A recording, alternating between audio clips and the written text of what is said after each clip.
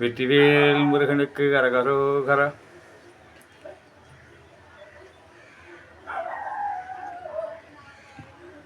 முருக பக்தர்களே, தமிழ் பற்றாளர்களே, ஆன்மீக உணர்வோடு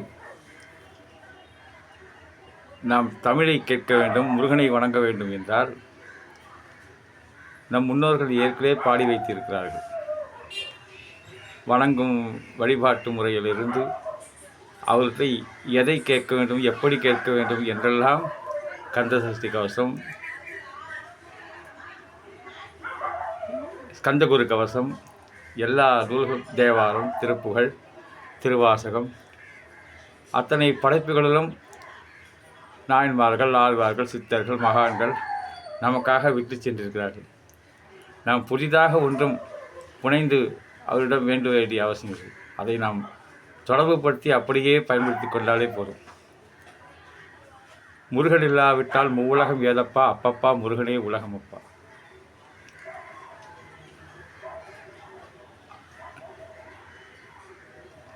கோயிலுக்கு நாம் வருகின்ற பொழுது நம்முடைய காஸ்மிக் பவர் கிடைக்கிறது, நம்முடைய கவலைகள்லாம் தீர்கிறது, மகிழ்ச்சி நிறைகிறது, மனம் லேசானது போல் உணரத் தொடங்கலாம். ஆனால் எப்படி வணங்க வேண்டும் என்று இருக்கிறது. கொடுக்கின்ற பொழுது எப்படி கொடுக்கின்றோம் மனதை, கேட்கின்ற போது எப்படி கேட்கின்றோம் அருளை, இதை பொறுத்து இறைவன் தேர்ந்தெடுக்கின்றார். உன்னுடைய கர்ம பலன்கள் முடிந்துவிட்டது என்றால் இங்கே வணங்குவதற்கு உன்னை அது விரட்டும், கொண்டு வந்து இங்கே சன்னிதானத்தில் சேர்த்துவிடும். அல்லது கர்ம பலன் முடியவில்லை என்றால் இறைவனே கிடையாது என்று பிதற்றி கொண்டு சுற்றி கொண்டிருக்க வேண்டும். குடும்பம், தொழில் ரெண்டுமே ரெண்டு தண்டவாளம் அது.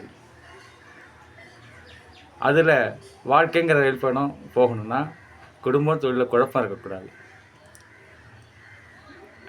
கல்வி, பண்பு, தொழில், குடும்பம் நாலுமே இந்த சமுதாயத்தின் 4 சக்கரம். இதையெல்லாம் சமுதாயத்தில் நன்மை பெற வேண்டும் என்பதற்காக ஆலயத்தை உருவாக்கி இருக்கிறார்கள்.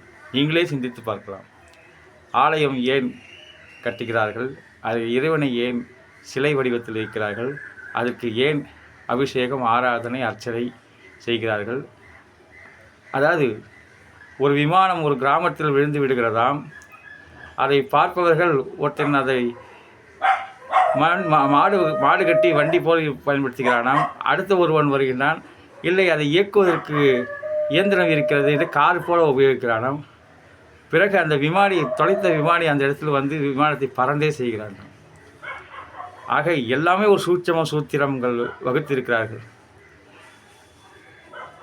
எல்லா தொழிலுமே அப்படி தான். எலக்ட்ரீஷியன், பிளம்பரு, மெக்கானிக்கல், சயின்ஸ் படி அதை எதை எப்படி செய்தால் அதன் பலனை அனுபவிக்கலாம் என்று இருக்கிறது. அதேபோல் தான் இறைவனுடைய அன்பை பெறுவதற்கும் ஒரு வழிமுறைகளை வகுத்திருக்கிறார்கள். பூஜை செய்வதற்கும் ஒரு அம்சங்களை சேர்த்திருக்கிறார்கள்.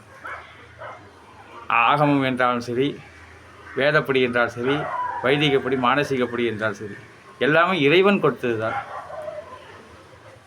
வாரியார் சுவாமிகள் சொன்னது போல விபூதி இட வேண்டும் நெற்றிகள் என்பது வேதம்.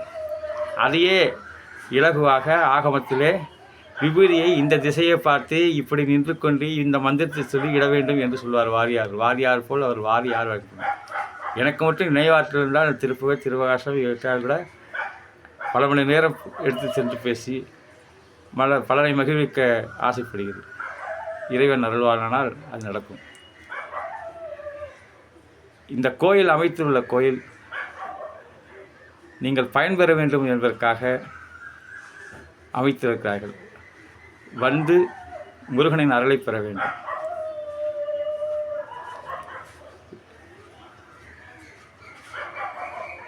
வெற்றிவேல் முருகனுக்கு அரோகரா. வாழ்க வளமுடன். சிவாய நமः.